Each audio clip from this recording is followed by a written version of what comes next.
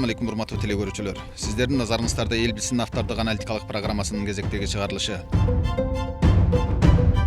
Кыргыз Республикасынын президентинин жарлыгы менен 2019 жыл аймактарды өнүктүрүү жана өлкөнү санариптештирүү жылы болуп жарыяланганы жалпыбызга маалым. Чындыгында бүгүнкү ааламдашуу алкагында өлкөнү санариптештирүү кандай шартта жүрүп жатат? Деги эле санариптештирүү деген эмне?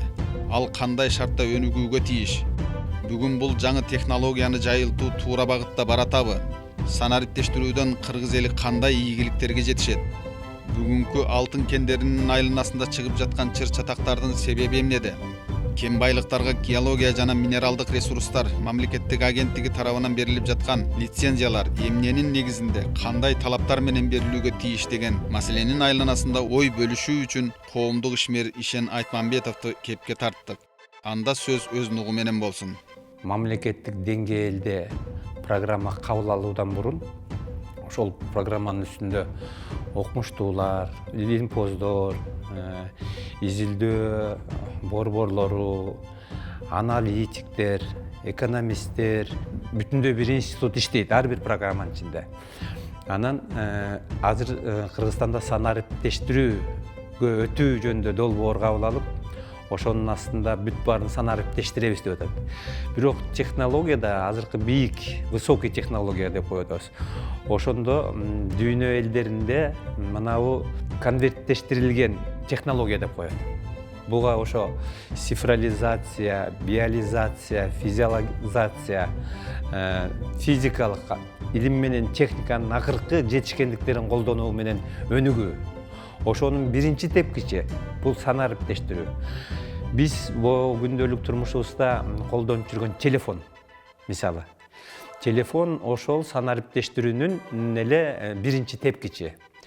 Символдордун, ар кандай белгилердин негизинде биздин телефон аралыктан адамдарды байланыштырып атат.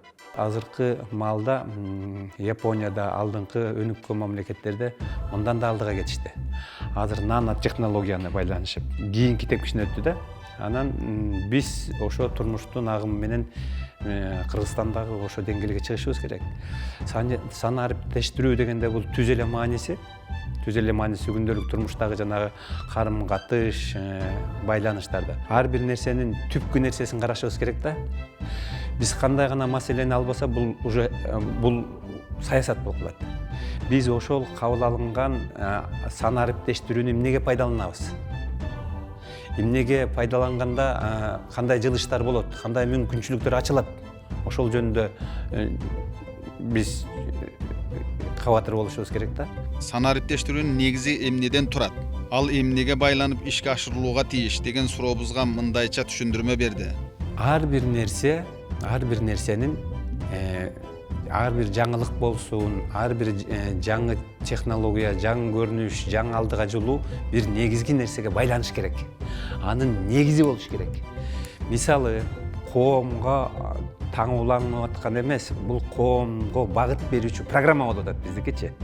Демек, бул бир нерсеге байланышы керек, байланып негизделиши керек. Бизде жаманбы, жакшыбы, азыр заманга жараша көп нерселер технологияда, илимде, маданиятта жылыштар болуп атат. Бирок ошонун баарына бир негиз керек. Мисалы, ушул санариптештирүү болгондо биз орустар айтканда зрикорен дейт. Түпкү маанисин сен өзүң айтканда эмнеге байланыштырышыбыз керек. Барып эле сени экөөбүз каалайбызбы, каалабайбызбы? Бул саясат, мамлекеттик программа болгондон кийин саясат. Саясат болгондон кийин саясаттын негизги булактарына таянат, ошого мындай негиз болунат.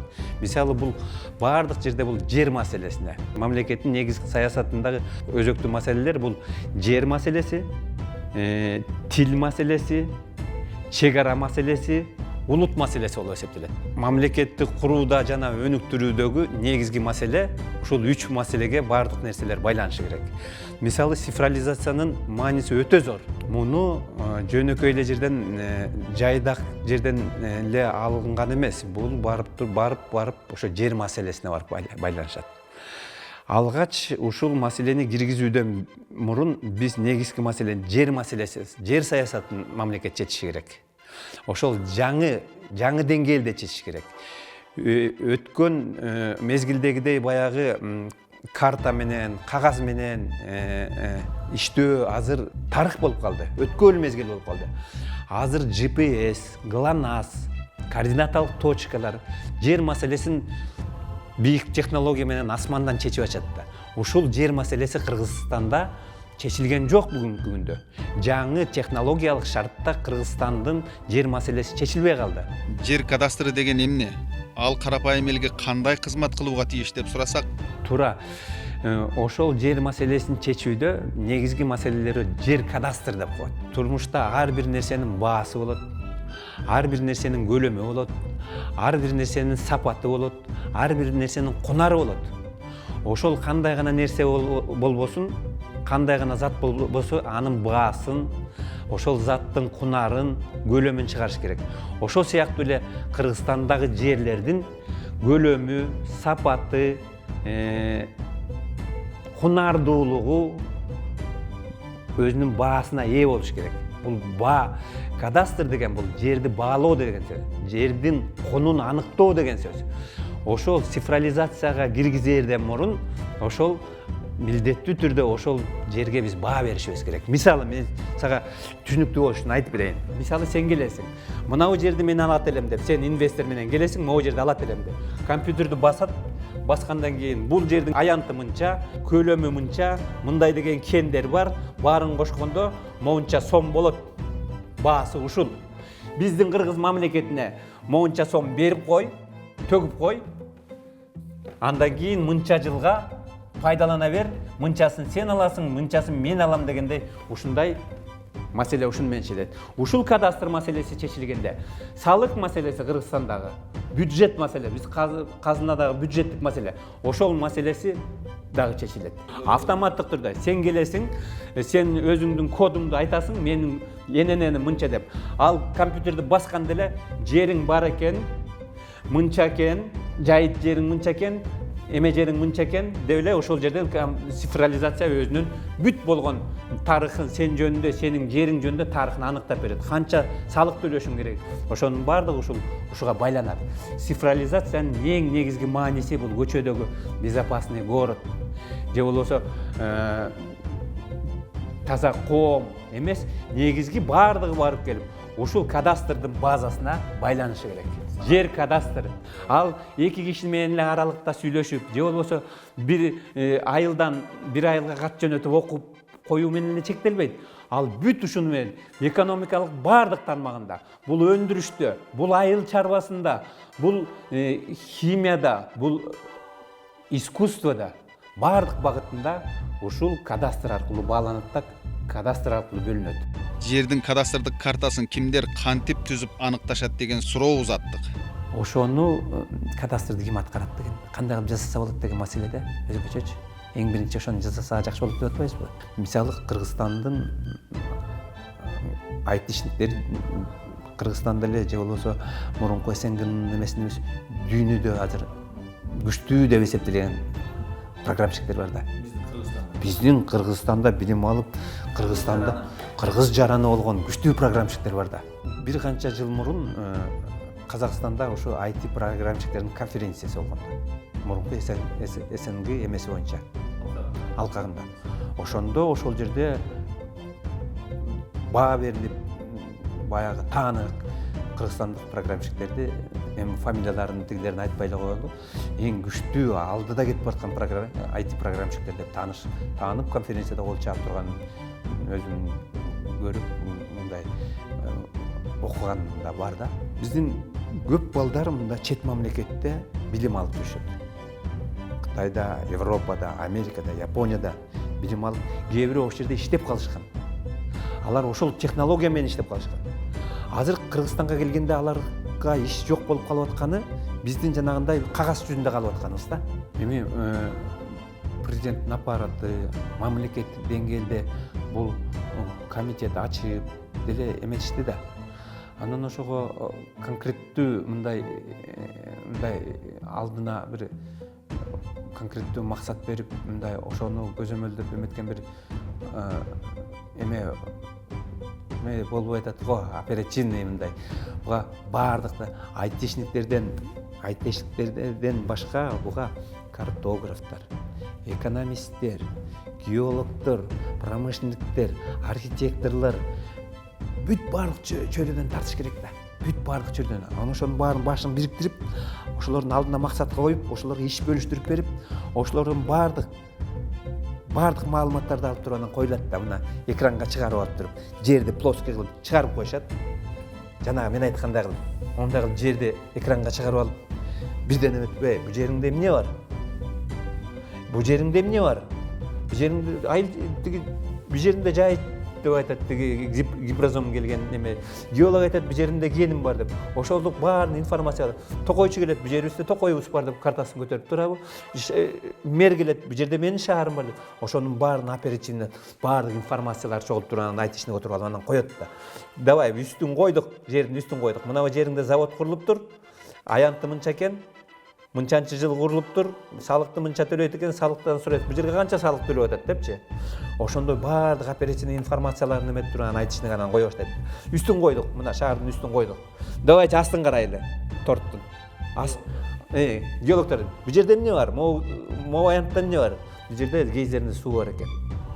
Бу жерде мындай дайра агып өтөт экен деп гидрологдор.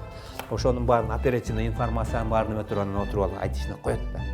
Коюп, ошонун баарын үстүн койду, астын койду. Эми бул жанагындай медиа бир эмелер менен жазып атышат да. 3D кылып атат. Бул жерде бюджет, салык маселеси чечилет өзүнчө. Жогоруда мен айтпадымбы? Анан кийин келген инвесторлор менен дагы муштай чечилет да. Инвесторлор келип азыр биздин жетекчилер, биздин өкмөттөгүлөр проект мындай долбоор сунушталбай жүрүшөт да. Эгерде жер кадастрынын жанагындай вариациялары болсо, 3D бардык анын бир эле форматта болбойт, ар кандай форматта аныкталат. Мультимедиалык, графикалык эмелерди менен аныкталат да. Целый медийный эме кылып. Инвестор келет, мына акчам бар депчи. Биз ачабыз, көрөбүз. Мына жердин үстү момча, аянты мынча, жердин асты, көлөмү мынча. Бул жерге эмне курсак болот? Мына бул жерде суу сагып атат. Жерге эмне курсак болот? Акчаң ушуга жетеби? Сразу дагы бир жерин ачабыз. Бир продукция чыгара турган болсо, мынча көлөмдө чыгарсаңыз, биягын бассак, потребительдер чыгат, момча.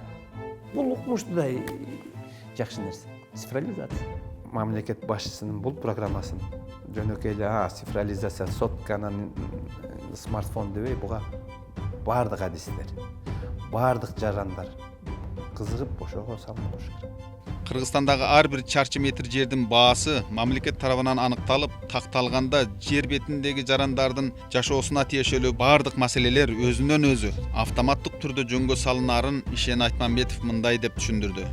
Мамлекет өзүнүн жерин ал жеке менчик болобу, муниципалдык менчик болобу, ошонун башында мамлекет жердин ээси болуп, мамлекет өзүнүн саясатын жүргүзүш керек. Мамлекет мындай саясатка жетиш үчүн жердин кадастрын чыгарып, ошо жерге ээлик кылыш керек. Кыргызстанда жер саясатында бул мамлекеттик жер, муниципалдык жер, анан жеке менчик жер деп койдук. Ушинтип жазып койдук. А механизм муну алып барып кодекске киргиздик. Кодекске киргиздик да, анан жер кадастры деген жөнүндөгү негизги аныктамалар ушул кодекстин аяк 118-119 статьясы болуп калса керек эле да, аяк жагына түшүп калганда. Жер кадастр кабыл алынып, аныкталат депчи. Андан кийин мунун механизмдери менен жердин баасы аныкталыш керек. Советтер Союзунун убагында бул көп гендер ачылган.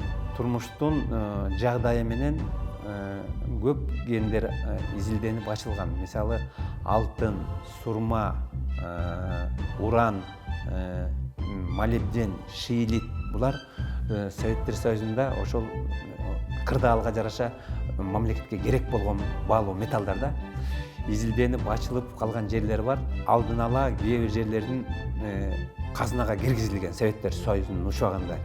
Кийинки акыркы 20 жылдыкта бир дагы мындай жаңы жер ачылып, геологиялык изилдөө, чалгындоо иштери жүргүзүлүп, мындай жаңы жер ачылган жок.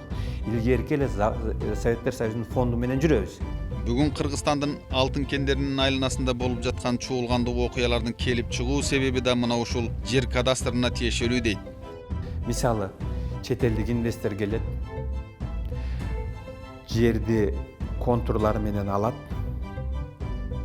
анан ошол жерге киришет, киришкенден кийин иштете берет да, кандайдыр бир техникалык же болбосо бир экологиялык эме кылса, мамлекет өзүнүн рычагдарын пайдалана албай аткандыгынан ушундай эме келип атат да. Ызы чуунун чыгып аткан жери бул мамлекет ошол жерди өзүнүн карамагына алып койгон эмес. Бул мамлекеттики деп койгон эмес. Ошол эле жердин асты мамлекеттики болуп атат. Ген мамлекеттики деп жазылган конституцияда. А үстүндө эл жашап атат да, ошол эле учурда муниципалдык болуп калып атат. Кытай Республикасы эч кандай системаны, бийлик системасын өзгөртпөй, эч кандай революция кылбай, булар жер маселесин эң сонун чечкен. Горбачев Михаил Сергеевич баягы перестройканы баштап, Советтер Союзу ушундай көп реформаларды жасап атканда, ошо Кытайга визит менен барып калганда бул. Анан Горбачевдун баягы кеңешчилери Ден Сяопиндин эмеси менен байланышып, эмне белек алып барсак деп айткандан кийин кеңешип туруп эртеси күнү айтат, Владимир Ильичтен 114 томдук сурап атат. Анан ошондо булар Владимир Ильичтен толук жыйнагын алып барышкан.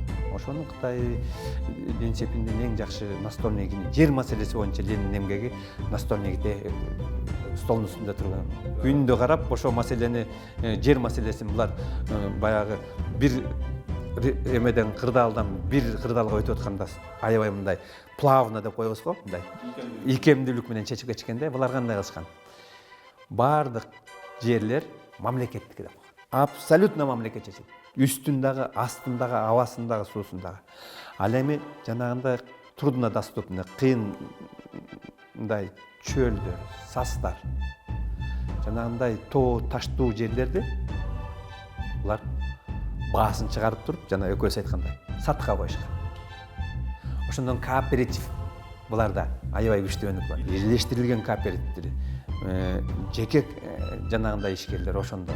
Булар тоону түздөгөндө, састарды кургатканда, жердин баасы аныктагандан кийин Гипрозем деген мамлекеттик кызматтын тейлөөсүнөн келип чыккан ар кандай маселелерге республиканын айыл кыштактарында жашаган жарандар көбүрөөк кабылат. Гипрозем элге кандай кызмат көрсөтүүгө тийиш? Бул Гипрозем деген мамлекеттик ишкана бар. Бул туура айтасың. Бул баягы илгерки Союздун убагында аныкталып такталган жерлер бар да. Ошол эски боюнча эле ошолордун картасын кучактап кала беришти фермерлер. Баягы сен барасың, барганда картасын чийип, анан эле актай кагазды берет да, мына точкаларын көрсөтүп, мына жер сеники, биягы мындай деп. Бул жөн эле механический эле сөз да, мындай. Ошону жөн эле кагаз сенин жериң экенин кагазга эле түшүрүп берет да. Жеринде токой, биягында мындай деп. Алдагы жылса, ар бир 2 жылда, 5 жылда желе жаңыртылып жүргөндө бардыгы баягы механический кол менен, карта менен иштеп калышты да. Биз каалайбызбы, каалабайбызбы, рынок, базар экономикасынын тартиби менен, шарты менен жашап атабыз. Интеллигенттер, шаарда жашаган окумуштуулар, жаштар уйгурга чамасы жок да. Анан булар ипотека, мамлекеттик ипотека ыкмасын киргизишти. Ипотека бул капиталисттик мамлекетте пайда болгон. Негизи мунун тарыхына үңүлүп карасак, бул биринчи жолу Англияда 18-жылдын ортосунда пайда болгон ыкма. Уйгуру элдерге уйгуруп берүү жөнүндө. 18-жылдын орто ченинде Англияда ушундай кырдаал пайда болуп калган. Адамдар өзлөрүнүн байлыгына ээ болгону менен жер аябай кымбаттаган. Жердин куну аябай көтөрүлгөндө, жер негизи айтканда элге жетпей калган. Ошондуктан Европадагы көп мамлекеттерде башка континенттерге көчө баштады. Америкага, Азияга, Индияга, өзлөрүнүн баягы империя ээлеп турган жерлерге, Австралияга жер которо башташканда, ошондо банкирлер анан отуруп анан ошо ипотека ыкмасын издеп чыкканда, бул ипотека деген күрөө деген сөз. Күрөөгө коюу деген сөз. Ошондо булар жана биз жогоруда сүйлөгөн биринчи жолу кадастрды ойлоп табышкан. Англиянын баардык жерин алып туруп, алар баарын бөлүп, анан ошого баа коюшкан.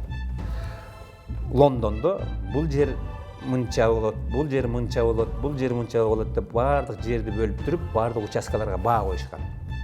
Баа коюшканда анан банкка айтышкан. Бизде жер бар, баасы момундай деп аныктагандан кийин анан элдер ошол банкка келип акчанын баарын салышкан.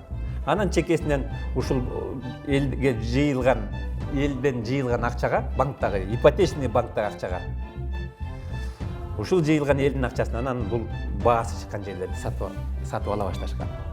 Биринчи, сен келесиң банкка, банк сага айтат, мынау жер 300 миң жер, 300 миң квадрат жер, баасы мынча деп айтат. Сенин чөнтөгүңдө эчтеке жок, бирок сен айтасың, мен ушул жерди алам, ушул жерге үй курам деп. Макул, берели сага бул жерди. Бул жер 20 миң дейт. Сага үй курууга канча сом керек дейт. Дагы сага банктан жер күрөө мына, жер бул күрөөгө коет, банк койду, мамлекет койду. Бул 20 миңге баалашты. Сен айтасың, мага 100 миң керек үй. Сен биринчи 100 миңди аласың да барасың да ипотекалык банктан акча аласың дагы, барасың да биринчи фундаментиңди курасың, банк алып барасың. Банкирлер карайт да фундаментти баалайт да баасын чыгарат. Биринчи сертификат берет. Сертификат. Андан кийин стенасын тургузасың, дагы 50 миң берет. Стенасы тургузгандан кийин сенин убактың кетет, ал жерге курулушка кетет, убактың кетет, курулуш материалына кетет. Стенаңды баалайт дагы экинчи сертификатты берет. Аны баалайт 60 миңге деп коёну. Андан кийин сен чатырын жабасың. Аны баалайт, ага 3-чү сертификатты берет. 3-чү сертификатты. 3-чү сертификатты берет, сен анан ичин жазалгылай албай калганда банкка барасың. Менин 3 сертификатым бар, мен ичин жазай албай калдым. Менин сертификаттарымды сатып алгыла. Дегенде банк ошол күндө сен алган мезгилдеги акчанын куну менен жаңы келген жаңы учурдун баасын чыгарып туруп сага кайра өзүңдүн сертификаттарыңды банк сатып алат да мунун акчасын сага берет. Сен ошентип бир жерге курган убактыңды, курулуш каражаттарыңдын баарын аласың да баалап, сертификатыңды сатып, өзүңдүн акчаңды алып алып туруп, миллионду алып алып туруп кете бересиң. Ал эми банк кийинки кардарына ошол фундаменти курулган, стенасы турган, чатыры курулган үйдү сага миллион сом берсе, 1 миллион 500 балким кийинки кардарга сатат. Ошентип бул жерден мамлекет өзүнүн салыгын алат, банкир өзүнүн үлүшүн алат, курулушчу өзүнүн эмгегин алат да эч нерсе утулбайт. Бул жердеги эң негизги жердин куну чыгып мамлекеттин ээлигинде. Мамлекет жердин ээси экендигин белгисеп атат. Мындан сырткары ошол бул жерден баягы үйдүн ээсинен дагы, караңыз эми кызык жерин, үйдүн ээсинен дагы, банкирден дагы, андан кийин тиги жаңы сатып алуучудан дагы мамлекет өз салыгын алып, бул жерде ипотекалык күрөөдөн мамлекет да пайда табат. Ал эми бизде азыр бул биздин ипотеканын иштебегенин себеби жердин баасы чыкпагандыгы өзүң айткандай. Ал эми ошол жерге мамлекет ээ кыла албагандыгы экинчи. Үчүнчүдөн мамлекет бул жерде биздин шартта мамлекет бул ипотекалык мамлекеттик ипотекага катыша албагандыгы, пайда көрбөгөндүгү. Ошондуктан бүгүнкү Кыргызстандагы ипотекалык саясат иштебейт. Ачык эмесинде айтканда. Бул жерде ипотека алган гана киши менен банктын ортосундагы мамиле. Ал бер деген. Ал эми мамлекет бул жерден пайда көргөн жок. Себеби эмне себептен? Мамлекет жерге ээлик кыла албай турат. Өзүнүн жерин мамлекет баалай албай турат. Кен байлыктарга геология жана минералдык ресурстар мамлекеттик агенттиги тарабынан берилген лицензия кандай шартта берилүүгө тийиш? Эмне себептен алтын кендеринин айланасындагы чыр-чатактар бүтпөгөн чырга айланып келет? Кен байлыктарга лицензия берип жатканда кандайдыр бир мүчүлүштүктөр кетип жаткан жокпу деп сурадык. Тоо кен маселесинде Такай өзүң айттың, ушу лицензияга байланыштуу чыр-чатактар бүгүнкү күнгө чейин токтобой келет. Мунун тарыхы тиги 90-жылдагы Кумтөрдөн башталат. бүгүнкү чейин. Кумтөрдүн чыры, андан кийин Казарман, андан кийин Макмал, Солтон Сары, Жер үй, кайсы жерде баалуу кен болсо ошол жерде чыр чатак чыгып атат деп атасың. Ошол чыр чатактын баары барып эле анан лицензияга барып такалып атат. Ошонун негизги себептеринин бири биздин мамлекет өз учурунда ошол жердеги кенди толук көлөмүн, баасын, наркын, кунарын баалап өзүнүн үлүшүн кошо албагандыгынан келип чыккан. Ал эми лицензия деген бул жөн гана бул уруксат, укук деген сөз. Укук бергенден кийин ошол укукту чектөөчү рычагдын жоктугунан ушундай чырлар чыгып келет. Себеп дебейсизби? Кандайча деп? Мисалы, ал кумтөр жөнүндө айта турган болсок, кумтөрдүн анык баасы, анык наркы белгиленип такталбай туруп, изилдөө мезгилинде биздин мамлекет келишим түзгөндөн келип чыккан. Алгач 600 000 тонна, андан кийин кайра изилдетип 400 000, анан 800 000 болуп калат. Ошол убакта жараша казуу башталганда. Ошондуктан келип аткан чырлар. Бул жер үйдө дагы ушундай маселе. Мамлекет укукту берет, ал эми ошол укукту белгилүү деңгээлде эгерде укук алып жүргөн киши тартипти бузган шартта убагында токтотуп кайрып алууга же токтотуп коюуга, же болбосо аны түздөп коюуга, же болбосо аны күнөөгө жыгып коюуга рычагтардын жоктугунан. Негизги жердин баасынын же болбосо кендин баасынын аныкталып такталбагандыгы жана ошону токтотуп өз убагында рамкага салып койбогон рычагтардын жоктугунан ошонун механизмдери иштелбегендиктен чыр чатактар чыгып келет. Урматтуу көрөрмандар, көрсөтүүбүздүн келерки чыгарылышында Кыргыз Республикасынын Геология жана минералдык ресурстар мамлекеттик агенттиги тарабынан Чаткал районунун Терексай айылындагы алтын өндүргөн Эти Батыр Терексай жоопкерчилиги чектелген коому сыяктуу бир катар жеке менчик ишканаларга алтын кендерин иштетүүгө берилген лицензиялардын афералык максатта мыйзамсыз берилгендиги жөнүндө кеңири сөз кылабыз. Ушуну менен көрсөтүүбүз соңуна чыкты. Кайрадан эфир аркылуу көрүшкөнчө аман болуңуздар. Бакбырбек Аленов, Алтынбек Сакиев, New TV.